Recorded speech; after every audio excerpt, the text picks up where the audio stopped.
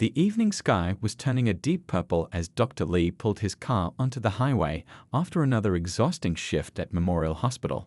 His shoulders ached from standing in surgery for hours, but there was a quiet satisfaction in knowing he'd helped save 2 lives today.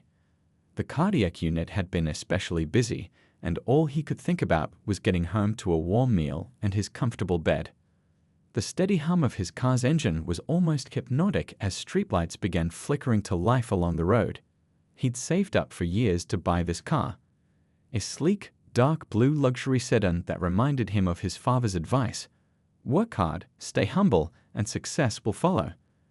Those words had guided him through medical school, through his residency, and now through his career as one of the city's most respected heart surgeons. The flash of red and blue lights in his rearview mirror snapped him out of his thoughts.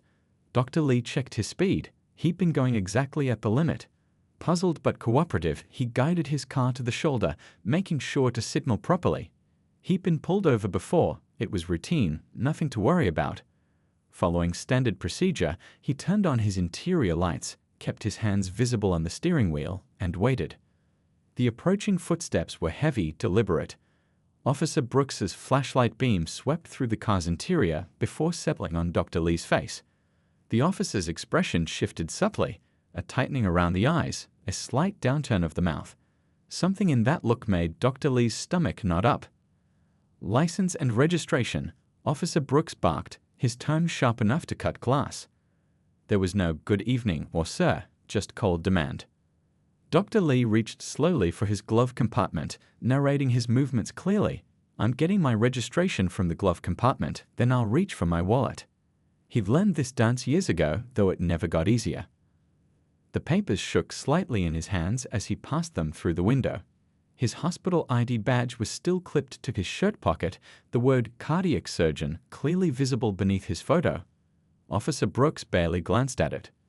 "Step out of the vehicle," the officer commanded, his hand resting casually on his holstered weapon. The street was quiet except for the occasional whoosh of passing cars, their headlights creating long shadows that stretched across the asphalt. Dr. Lee felt a drop of rain on his face as he carefully opened his door. The forecast had mentioned storms, but he'd hoped to beat them home. As he stood, his scrubs were still visible under his jacket, blue fabric bearing the hospital's logo, spattered with hints of the day's work, despite his best efforts to stay clean during his shift. "You mind explaining how someone like you ends up driving a car like this?" Officer Brooks's question hung in the air like smoke, its implications clear as day. The rain was picking up now, but the officer made no move to speed up the process. Dr. Lee took a deep breath, keeping his voice steady despite the growing dampness of his clothes. "I'm a cardiac surgeon at Memorial Hospital, officer. I just finished a 12-hour shift. The car is mine, purchased legally through Downtown Motors last year. All the paperwork is in order." But Officer Brooks wasn't listening. He was already circling the car, his flashlight beam dancing across the pristine paint job as if searching for some flaw, some reason to justify his suspicions. The rain was falling steadily now, soaking through Dr. Lee's scrubs, but he stood perfectly still, knowing from experience that any movement might be misinterpreted. What neither man knew was that in just a few minutes, this routine traffic stop would become anything but routine. Life has a way of teaching its most powerful lessons in the most unexpected moments, and tonight's lesson was about to unfold in a way that would change both their lives forever. The rain fell harder now, drumming against the car's roof as Officer Brooks continued his inspection. Each splash of his boots in the growing puddles seemed to echo Dr. Lee's mounting frustration. He'd been standing in the rain for 10 minutes now, his hospital scrubs completely soaked, clinging uncomfortably to his skin. "Pop the trunk," Officer Brooks commanded, not bothering to look at the surgeon as he spoke. Dr. Lee reached through the driver's window, his movements deliberately slow and careful, and pulled the trunk release. The sound of the trunk opening mixed with the steady patter of rain. "My medical bag is in there," Dr. Lee called out, his voice professionally calm despite the situation. "It contains emergency supplies and prescription medications for hospital use only." He'd learned over the years that providing clear, professional information sometimes helped ease tense situations. The officer's flashlight beam swept across the trunk's contents, a neat medical bag, a spare set of scrubs, and emergency roadside equipment. Everything organized, everything in its place, just as you'd expect from a surgeon. Yet Officer Brooks's expression remained skeptical, his lip curling slightly as he rifled through the medical supplies. "Pretty convenient, carrying around all this fancy medical stuff," the officer remarked, his tone dripping with suspicion. "Makes for a good cover story, doesn't it?" He pulled out the emergency kit, checking every compartment while expensive medical supplies got rain-soaked. Dr. Lee felt his chest tighten, but kept his voice steady. "Sir, I can show you my medical license. It's in my wallet along with my driver's license. I've been chief of cardiac surgery at Memorial for the past 3 years." He reached for his back pocket, but froze when the officer's hand instantly moved to his weapon. "Keep your hands where I can see them," Officer Brooks snapped. "I'll tell you when you can move." The rain ran down his face as he stood there, power and prejudice mixing in his stern expression. A passing car slowed down, its headlights illuminating the scene, a professional in soaked scrubs, standing in the rain while an officer searched his vehicle. The driver stared for a moment before speeding up, leaving them alone again in the darkness. "I've performed 2 open-heart surgeries today," Dr. Lee said quietly, more to himself than the officer. His feet were starting to ache from standing still so long, his socks squishing uncomfortably in his shoes. He thought about his patients in the recovery room, about their families waiting anxiously for good news. None of them had cared about anything except his skill as a surgeon. Officer Brooks slammed the trunk shut, making Dr. Lee flinch slightly. "Well, isn't that impressive?" he said, his voice thick with sarcasm. "I suppose you're going to tell me next that you bought this car with your own money?" "No, assistance."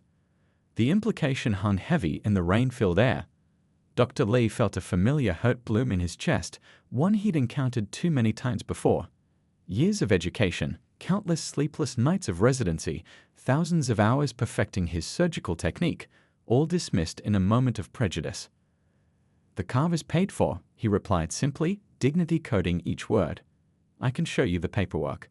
Water dripped from his hair into his eyes, but he didn't dare move to wipe it away. The officer pulled out his ticket book, the pages already getting wet in the rain. "You know, I've been on this beat for 15 years, he said, scribbling on the citation. "I've heard every story there is, seen every trick." His pen pressed hard into the paper, each stroke aggressive. Lightning flashed in the distance, followed by a low rumble of thunder. Dr. Lee noticed something then, a slight tremor in the officer's hand as he wrote, a quickening in his breathing that seemed out of proportion to the situation. His medical mind began cataloging these symptoms automatically, even as the officer continued his humiliating inspection. What happened next would test everything Dr. Lee believed about humanity, about duty, and about the power of rising above hatred. Because sometimes life's most powerful moments come disguised as its darkest ones, and the true measure of a person isn't in how they handle respect, but in how they respond to disrespect. The storm was getting closer now, each flash of lightning bringing the thunder more quickly. Dr. Lee watched as Officer Brooks continued writing the citation, his trained eye catching more concerning details with each passing moment. The officer's breathing had become increasingly labored, and a slight sheen of sweat had formed on his forehead despite the cool rain. Something wasn't right. 20 years of medical experience had taught Dr. Lee to trust his instincts, and right now, those instincts were screaming at him. The officer's left hand kept rising to his chest, an unconscious gesture that spoke volumes to anyone who knew what to look for. His complexion, visible in the brief flashes of lightning, had taken on a grayish tinge. "Your taillight is out," Officer Brooks announced, though both men knew it wasn't true. His voice had lost some of its earlier authority, replaced by something that sounded almost like breathlessness. "And your window tint appears to exceed legal limits." Another fabricated violation. Dr. Lee remained silent, but his focus had shifted. He wasn't thinking about the unfair citations anymore. He was counting the officer's respiratory rate, noting the way the man's shoulders hunched slightly forward, how his sentences were becoming shorter, interrupted by quick breaths. A particularly bright flash of lightning illuminated the scene, and in that brief moment, Dr. Lee saw Officer Brooks wince and press his hand more firmly against his chest.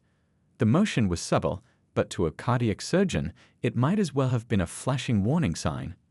"Sir," Dr. Lee spoke carefully, professional concern beginning to override his earlier frustration. "Are you feeling all right?" He took an instinctive step forward, his doctor's instincts kicking in. "Stay back."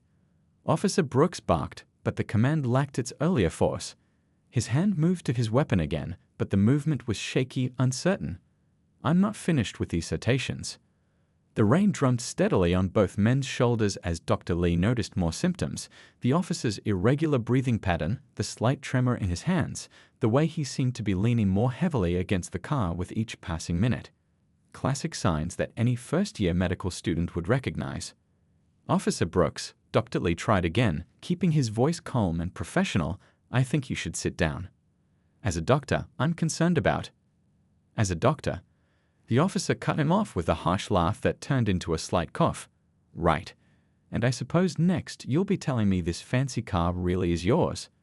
But the words had lost their bitter edge, replaced by something that sounded almost like fear. Thunder crashed overhead as Dr. Lee watched the officer struggle to write, his pen leaving shaky lines on the wet paper. The citation book trembled in his hands. Years of emergency room experience had taught Dr. Lee to recognize the precious minutes before a crisis, and those minutes were ticking away rapidly. Time seemed to slow down as he observed more critical signs, the officer's breathing becoming more labored, his face growing paler, the way he kept shifting his weight, as if unable to get comfortable. These weren't just random symptoms anymore, they were pieces of a puzzle rapidly fitting together into a frightening picture. Dr. Lee's mind raced through his options. The hospital was 15 minutes away in good weather, and this storm was only getting worse. He could see the officer's patrol car's first aid kit through the window, but he knew it wouldn't have the equipment needed for what he suspected was coming. Lightning split the sky again, and in its brief illumination, Dr. Lee saw something that made his heart skip a beat. Officer Brooks's left arm going slightly limp, his fingers fumbling with the citation book. The doctor's trained eye caught the slight bluish tinge appearing around the officer's lips, barely visible in the dim light. The tension in the air had transformed from one of confrontation to something far more dangerous. Mother Nature's drama overhead seemed to mirror the medical emergency building before him. In mere seconds, everything would change. The power dynamic, the prejudices, the entire situation would be turned upside down. Because sometimes the greatest tests of character come not when we're treated fairly, but when we're faced with the chance to help someone who has wronged us. And in the next few moments, both men would learn powerful lessons about humanity that no amount of training, police or medical, could have prepared them for. It happened in an instant. One moment, Officer Brooks was standing there in the rain, citation book trembling in his hands. The next, his knees buckled. The citation book fell, pages scattering in the wind as he collapsed against the side of the car, his face contorted in pain. Dr. Lee's body moved before his mind could even process the scene, 20 years of emergency medicine taking over. He lunged forward, catching the officer before he could hit the ground. The same hands that had been raised in surrender minutes ago were now supporting the weight of the man who'd just been humiliating him. "I can't breathe," Officer Brooks gasped, his earlier arrogance replaced by raw fear. His eyes were wide now, searching Dr. Lee's face not with suspicion, but with desperate hope. The roles had shifted in a heartbeat, no longer officer and suspect, but patient and doctor. "I need you to focus on my voice," Dr. Lee said firmly, lowering the officer gently to the ground while supporting his head. The rain pelted their faces as thunder crashed overhead, but Dr. Lee's hands remained steady. "This is a medical emergency, and I'm going to help you." He quickly loosened the officer's collar and jibby belt, his movements precise and practiced. The rainwater pooled around them on the asphalt, but Dr. Lee paid it no attention. His focus had narrowed to the vital signs he was checking: thready pulse, clammy skin, labored breathing. The pain, how bad is it? Scale of 1 to 10.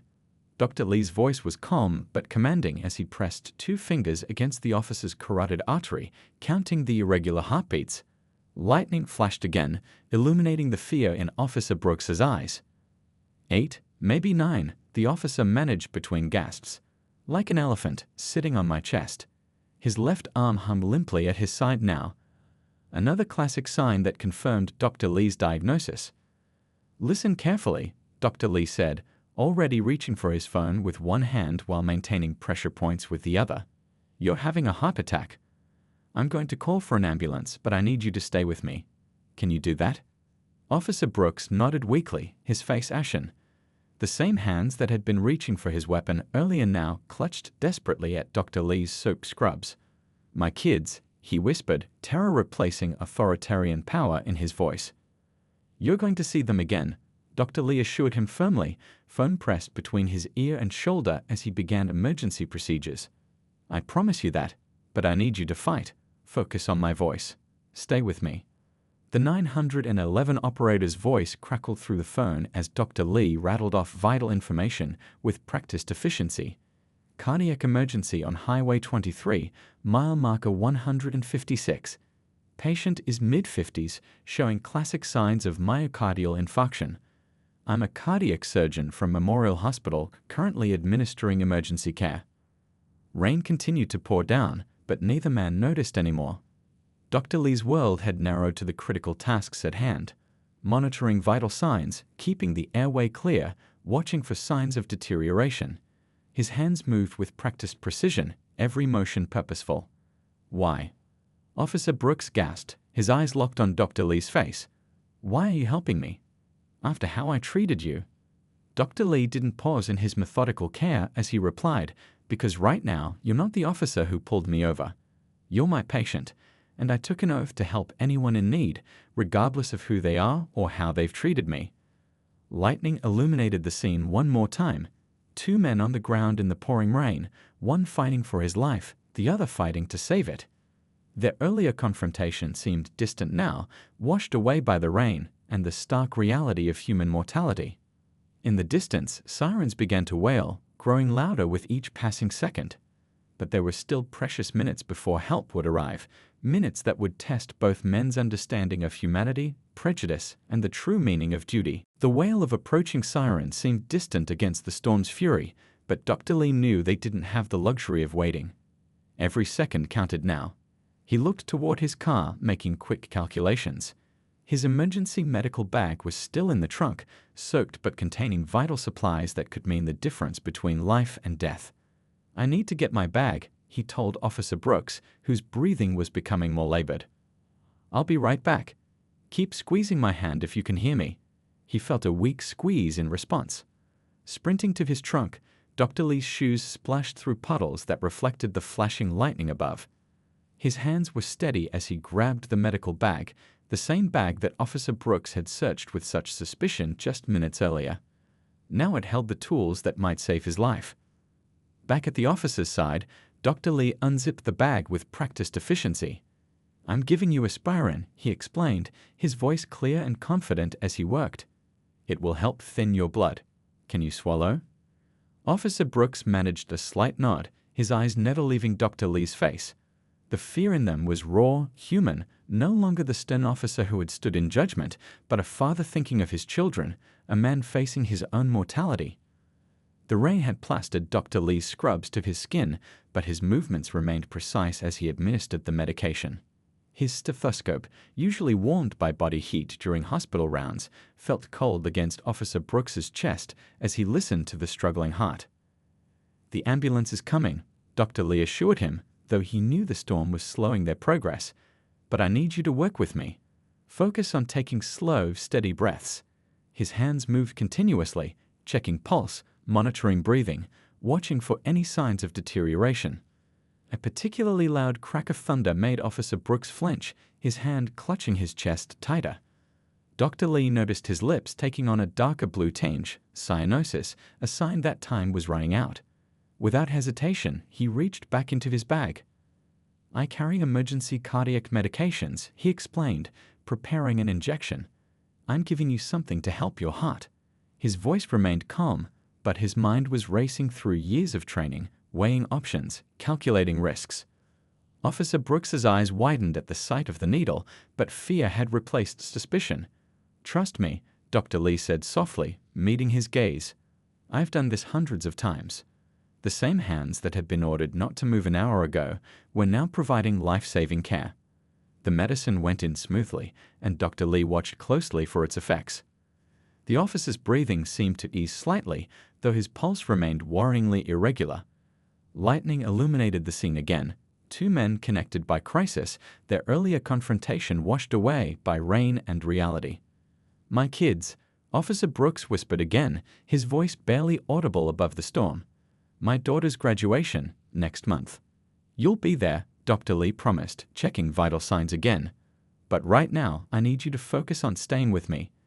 Tell me about your daughter. What's she studying?"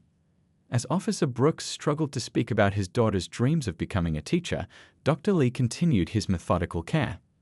Each action was purposeful, checking pupils, monitoring pulse, keeping the airway clear. The sirens were getting closer now, but still not close enough. Suddenly, Officer Brooks's body tensed, his face contorting in new pain. Dr. Lee recognized the signs immediately. The situation was deteriorating.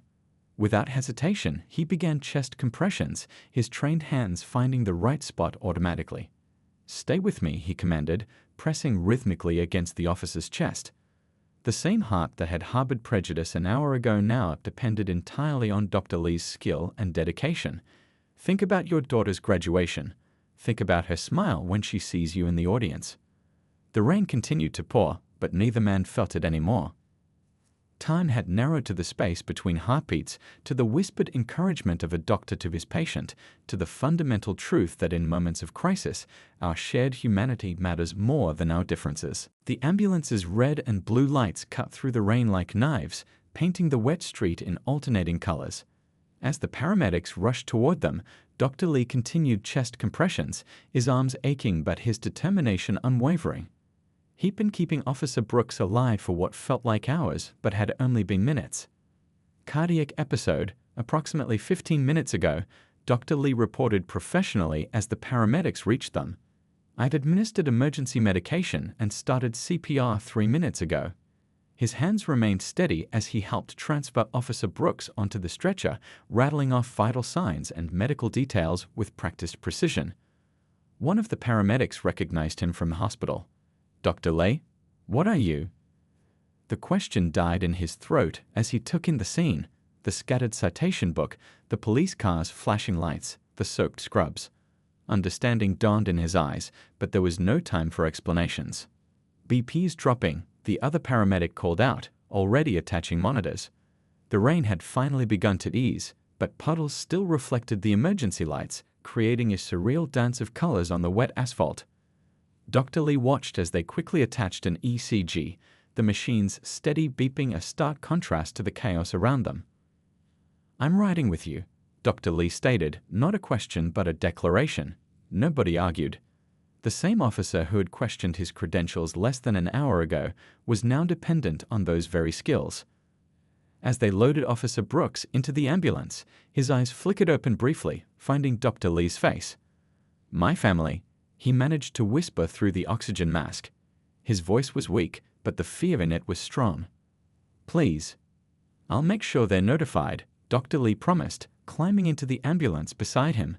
"But right now, you focus on breathing. Remember what I said about your daughter's graduation." He maintained eye contact, anchoring Officer Brooks to consciousness through sheer force of will. The ambulance doors slammed shut and they were moving. Inside the vehicle, time seemed to operate differently. Each bump in the road, each turn, each moment was measured in heartbeats and breath. Dr. Lee worked alongside the paramedics with seamless efficiency, his earlier humiliation transformed into focused determination. Through the small window, he could see other police cars arriving at the scene, officers emerging into the now gentle rain, looking confused at the scattered papers and empty vehicles. They'd piece the story together eventually, but right now, none of that mattered. "Stay with us," Dr. Lee encouraged as Officer Brooks's vitals fluctuated. "Think about your daughter in her cap and gown. Think about the photos you'll take." His voice remained steady, a lifeline in the storm of emergency medicine happening around them. The ambulance's siren parted traffic like a hot knife through butter, but to Dr. Lee, it wasn't fast enough. He knew what awaited them at the hospital. The cardiac team would be ready, the operating room prepared. He'd stood on the other side of those doors hundreds of times, but never quite like this. Officer Brooks's hand found his arm, gripping it weakly. Through the oxygen mask, his lips moved, forming words too quiet to hear. Dr. Lee leaned closer, rain still dripping from his hair onto the stretcher. "I'm sorry," the officer whispered, tears mixing with rain on his face. "I didn't know, didn't see." "Save your strength," Dr. Lee replied gently, checking the cardiac monitor again. "We can talk after you're better." But they both knew something had already changed, something deeper than the medical crisis at hand. The ambulance rounded the final corner to the hospital, and Dr. Lee could see his colleagues waiting at the emergency entrance. The same hospital he'd left just hours ago, planning for a quiet drive home, now represented a different kind of sanctuary. As they prepared to transfer Officer Brooks inside, Dr. Lee caught a glimpse of their reflection in the ambulance's back window. Doctor and patient, both soaked to the bone, both changed by the last hour in ways that went far beyond the physical. Sometimes, he thought, the most powerful medicine isn't found in emergency bags or operating rooms, but in the moments when we choose to rise above our prejudices and see the humanity in each other. 2 weeks had passed since that rainy night, and the hospital hallway felt different today. Dr. Lee walked toward room 415, his footsteps echoing on the polished floor. He'd made this journey every day since the emergency surgery, checking on his patient's recovery, but today was special. Officer Brooks was going home. Through the doorway, he could see the officer sitting on the edge of his bed, already dressed in civilian clothes. The stern law enforcement officer from that stormy night had been replaced by someone softer, more thoughtful. His daughter was helping him with his shoes, both of them looking up as Dr. Lee entered. "There he is," Officer Brooks said, his voice stronger now, though still carrying the weight of recent events. "The man who gave me a second chance at life." The words were simple, but they carried layers of meaning that went far beyond medical care. Dr. Lee smiled, pulling out his stethoscope for one final check. "Just doing my job," he replied, but they both knew it had been much more than that. As he listened to the officer's heartbeat, strong and steady now, memories of that rainy night flashed through his mind. "Your heart's sounding good," he announced, stepping back. "But remember what we discussed about stress management and lifestyle changes." He handed over a folder of discharge papers, their fingers brushing briefly, a touch that would have seemed impossible 2 weeks ago. Officer Brooks's daughter, a bright-eyed young woman in her early 20s, stepped forward. "Thank you," she said, her voice thick with emotion. "Dad told me everything about that night. About how he treated you, and how you saved him anyway." Her eyes shone with tears. "You're going to be at my graduation next month, right? Dad insisted you come." Dr. Lee looked at Officer Brooks, seeing the silent plea in his eyes. "I wouldn't miss it," he replied softly. The invitation was more than a social gesture, it was a bridge being built, a way forward. "Things are changing at the department," Officer Brooks said, carefully standing up. "I've been doing a lot of thinking during my recovery, had meetings with the chief with my fellow officers. We're implementing new training programs, mandatory sensitivity sessions." He paused, gathering his thoughts. "Your actions that night, they didn't just save my life, they opened my eyes." A nurse came in with a wheelchair, hospital policy for discharges, and Officer Brooks sank into it without his usual pride. "You know what I keep thinking about?" he continued as his daughter gathered his belongings. "How many times I might have done the same thing to other people. How many times I let prejudice cloud my judgment."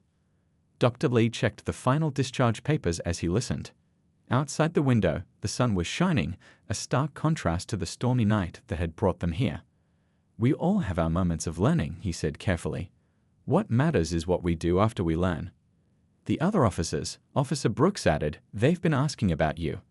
About what happened that night, your actions. They're becoming a kind of teaching moment at the precinct, making us all think differently." As they moved toward the elevator, Dr. Lee walking alongside the wheelchair, Officer Brooks reached up and caught his arm. "My grandson was born last week," he said quietly. "My first grandchild. When I look at him, I think about the world he's going to grow up in, and I want it to be better. I want him to live in a world where we see each other as human beings first." The elevator doors opened and sunlight streamed through the hospital's glass entrance ahead. "Sometimes," Dr. Lee replied, "it takes a storm to clear the air, to help us see what was there all along." They'd reached the hospital entrance, where Officer Brooks's wife waited with their car. As the officer stood up from the wheelchair, he turned to Dr. Lee one last time. "You had every reason to let me die that night," he said softly. "Every reason to walk away." Dr. Lee shook his head. No, he replied. I had every reason to help. That's the point. Our reasons for helping should be stronger than our reasons for walking away. Always. As the family drove away, Dr. Lee stood in the sunlight, thinking about storms and changes, about hearts that stop and hearts that learn to see differently. Sometimes, he realized, the biggest transformations come not from grand gestures, but from simple moments of choosing humanity over hatred, compassion over contempt. He turned back toward the hospital, ready for another day of saving lives. Knowing that sometimes saving a life means more than just keeping a heart beating. Sometimes it means helping that heart learn to beat with more understanding, more compassion, and more hope for the future.